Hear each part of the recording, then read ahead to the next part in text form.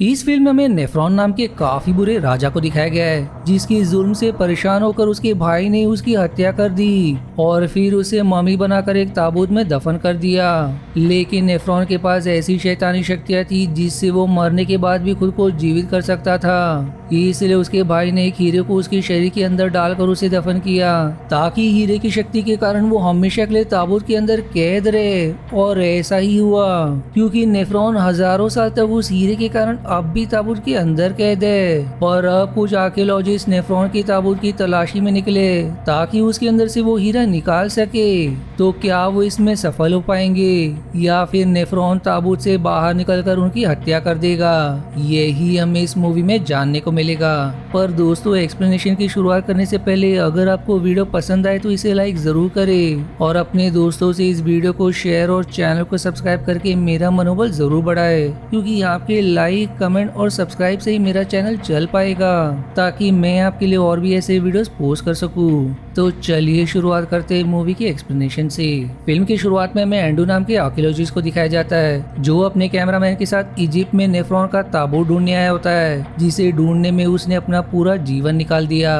और अब इतने साल की कड़ी मेहनत के बाद वो आखिरकार अपने लक्ष्य को पूरा करने के एकदम करीब पहुंच चुका है। इसलिए वो अपने लक्ष्य को आखिरी अंजाम देने के लिए गुफा के अंदर जाता है, क्योंकि उसका मानना है कि उसने अब तक जितनी भी जानकारियां प्राप्त की है उसके अनुसार वो ताबूत इसी गुफा में है। लेकिन जैसे ही वो अंदर जाता है उसे ऐसा महसूस होता है कि उसके पास कोई है, और तभी अचानक उनके सामने नेफ्रॉन मम्मी के रूप में आ जाता है, जो काफी भयानक दिखाई दे रहा था, जो एंड्रू और उसके कैमरामैन पर हमला करके उनकी वहीं हत्या कर देता है। फिर अगले सीन में हम जैक नाम के आर्कियोलॉजिस्ट को देखते हैं, जिसे टॉम नाम का डीलर वीडियो कॉल के जरिए बताता है कि इजिप्ट की मिलिट्री को एंड्रू का कैमरा मिला है, जिसकी वीडियो से साफ पता चलता है कि उसने नेफ्रॉन का ताबूत ढूंढ लिया था। लेकिन उसके बाद से वो अचानक कहीं गायब हो गया।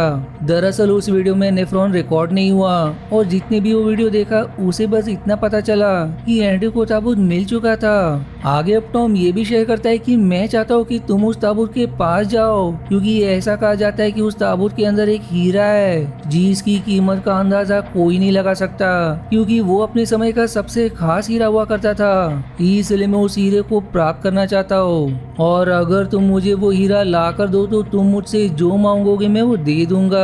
जिस पर जैक मान जाता है। साथ ही टॉम उसे एक ऐसा चश्मा भी देता है जो हर समय सारी चीजों को रिकॉर्ड करेगा, जिससे टॉम जैक की सारी हरकतों को लाइव देख सकेगा। अब जैक इजिप्ट के लिए अपना सफर शुरू करता है, जहां उसके साथ उसकी टीम भी शामिल होती है। लेकिन जैक ने किसी को ये नहीं बताया कि वो यहाँ नेफ्रॉन के ताबूत को ढूंढने के साथ साथ वो हीरा भी चुराने आया है। सभी को दरअसल ये लग रहा था कि वो यहाँ नेफ्रॉन के ताबूत को ढूंढने आया है, इसलिए वो सभी जैक के सफर पर हिस्सा बने हैं। अब आगे बढ़ते उन सभी की गाड़ी को वहाँ की मिलिट्री के लोग रुका लेते और उनसे उनके पासपोर्ट मांगते, जहाँ सब चेक करने के बाद मिलिट्री वाले उन्हें चेतावनी देते कि आगे जाना खतरे से खाली नहीं है, वो जगह श्रापित है, क्योंकि एंड्रू भी वहाँ गया था पर वो कभी वापस नहीं आया, इसलिए तुम लोगों को भी वहाँ नहीं जाना चाहिए। लेकिन कोई भी उनकी बातों पर ध्यान ना देकर वहाँ से आगे बढ़ जाते। आप थोड़ी दूर आने के बाद जेम्स नाम का गाइड उनके पास आता है, जो उन्हें वहाँ तक ले जाएगा जहाँ उसने एंड्रू को छोड़ा था। इसलिए वो सभी उसकी गाड़ी में सवार होकर वहाँ से आगे बढ़ने लगते।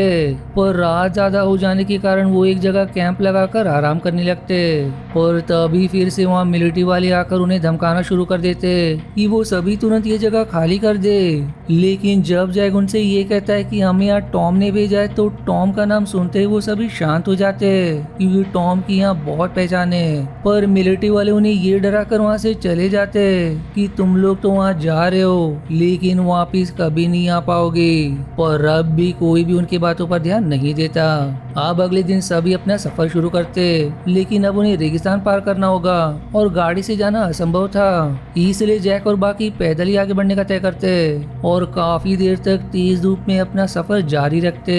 पर रात होने के बाद वो सभी फिर से कैंप लगाकर आराम करने लगते, जहाँ वो लोग एक दूसरे से नेफ्रॉन की कहानी शेयर करते, जो कुछ भी उन्होंने पढ़ा था। और उनकी कहानी से हमें पता चलता है कि नेफ्रॉन बहुत ही निर्दय राजा था, जिसने हजारों लोगों को बलि के तौर पर जीवित ही काटकर सड़कों पर फेंक दिया। जिसी चीज से परेशान होकर उसके भाई ने उसकी हत्या कर दी और उसके सीने को 2 हिस्से में बांटकर उसे पूरी तरह से नमक से भर दिया, जिसके बाद उसके अंदर उस हीरे को डालकर ताबूत में बंद कर दिया, ताकि नेफ्रॉन कभी भी ताबूत से बाहर ना आ सके। लेकिन अगर नेफ्रॉन को फिर से जीवित करना है तो फिर से लोगों की बलि देनी होगी, जिससे वो हीरा भी उसे रोक नहीं पाएगा। साथ ही वो फिर से पुनर्जन्म भी पा सकता है, जो जानकर सभी दंग रह जाते। पर फिर भी किसी को भी हीरे वाली बात पर विश्वास नहीं होता कि सच में नेफ्रॉन की मम्मी के अंदर कोई हीरा है। अब अगले दिन सभी फिर से अपना सफर शुरू करते और आगे बढ़ते उस गुफा तक पहुंच जाते जिसके अंदर एंड्रू गया था। इसलिए वो लोग भी उसके अंदर प्रवेश कर जाते, जहां पत्थरों पर उन्हें प्राचीन भाषा लिखी मिलती है जिसे सिर्फ जैक ही पढ़ सकता है। लेकिन वो उनसे बहाना कर देता है कि ये शब्द साफ तरह से लिखी हुई नहीं है, इसलिए मैं इन्हें पढ़ नहीं सकता। दरअसल प्राचीन भाषा में पत्थरों पर नेफ्रॉन के बारे में ही लिखा हुआ था कि किस तरह नेफ्रॉन को उस हीरे की मदद से ताबूत के अंदर कैद करके रखा गया है। लेकिन जैक उन्हें बताना नहीं चाहता कि उस ताबूत के अंदर सच में हीरा है, क्योंकि अगर किसी को उस हीरे के बारे में पता चल गया तो उनके अंदर लालच आ सकता है। और अब गुफा के अंदर आते ही फिर से वहाँ मिलिट्री वाले आ जाते हैं, जो इस बार उन्हें समझाने नहीं बल्कि मारने आए थे, क्योंकि उनका मानना है कि नेफ्रॉन एक श्रापित आत्मा है और अगर किसी आर्कियोलॉजिस्ट की गड़बड़ी के कारण वो ताबूत के बाहर आ गया तो बहुत बड़ी मुसीबत हो जाएगी। इसलिए मिलिट्री वाले उनकी जान लेने की कोशिश करते, लेकिन जैंग उनसे गन छीनकर उन्हें ही शूट करने लगता है, जिससे वो सभी डर के मारे वहाँ से भाग जाते। पर इस चीज से जैक के साथ ही घबरा गए थे कि अगर सच में नेफ्रॉन की आत्मा श्रापित हुई तो वो बुरी तरह से फंसकर मारे जाएंगे। इसलिए वो इस मिशन को बीच में ही छोड़कर घर के लिए निकलने लगते। और तभी उन्हें उनके एक साथी मार्टिन की गुफा के अंदर से चिल्लाने की आवाज आती है, जो सुनकर वो सभी तुरंत गुफा के अंदर जाते, जहाँ उन्हें जेम्स दिखाई देता है, जो मार्टिन पर किसी तरह का रिचुअल करके उसे मारने की कोशिश कर रहा था। लेकिन सभी के आने की वजह से वहाँ से भाग जाता है। पर अब जैक की एक साथी केट गन लिए उसके पीछे चली जाती है। वहीं इधर जैक और बाकी जैसे कुछ कदम आगे बढ़ाते, मिलिट्री वाले वहाँ धमाका करके बाहर जाने का रास्ता ही बंद कर देते।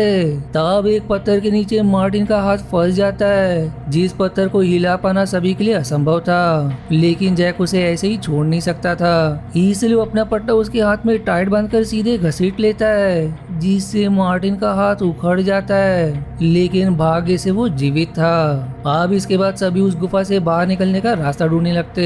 तब थोड़ी दूर आने के बाद जैक को एक और पत्थर दिखाई देता है, जिसमें यहाँ से बाहर निकलने के रास्ते के बारे में लिखा हुआ था, पर वो रास्ता कहीं और नहीं बल्कि नेफ्रॉन के ताबूत के पास है। इसलिए सभी अब उस ताबूत को ढूंढने लगते।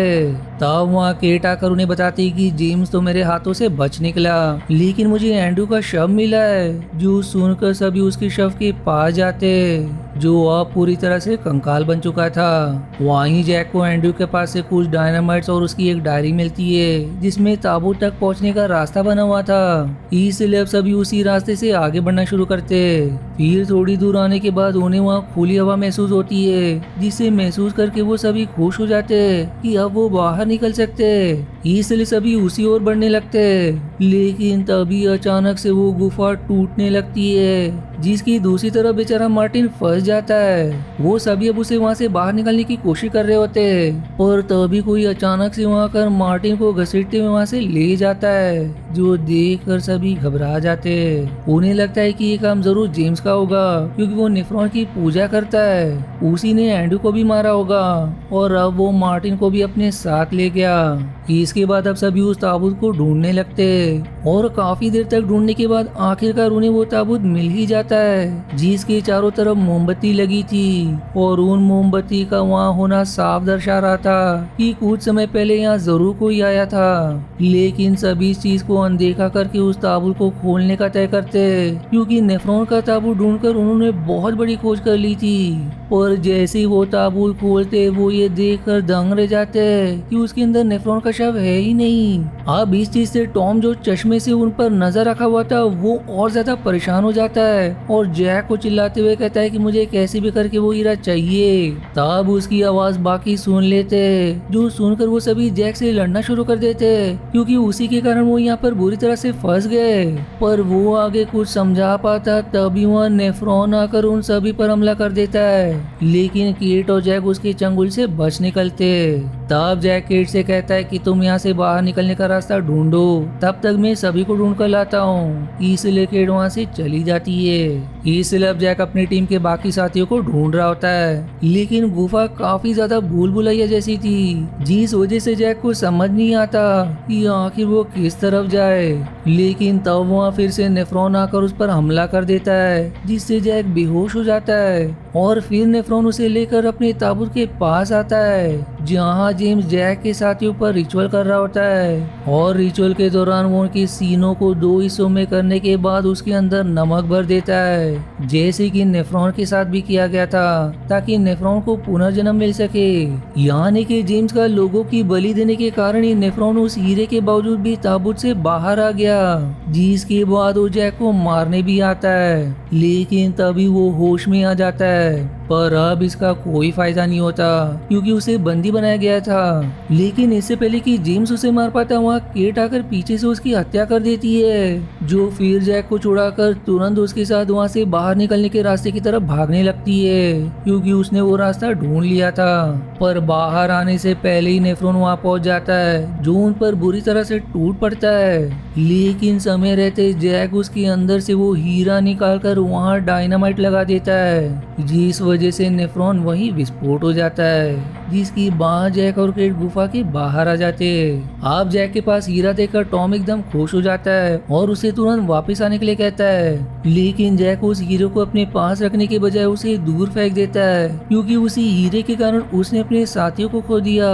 जिसके बाद वो टॉम का चश्मा भी वहीं छोड़कर केट के साथ वहाँ से चला जाता है। और अब मूवी के आखिरी सीन में हम नेफ्रॉन को देखते हैं, जिसे वो हीरा मिल जाता है। जीसी हॉरर एंडिंग के साथ ये मूवी यहीं समाप्त हो जाती है। आशा है आपको मेरी एक्सप्लेनेशन पसंद आई। यदि हाँ तो प्लीज वीडियो को लाइक करना और चैनल को सब्सक्राइब करके सपोर्ट करना ना भूलें। मिलते हैं अगले एक्सप्लेनेशन वीडियो में, तब तक के लिए धन्यवाद दोस्तों।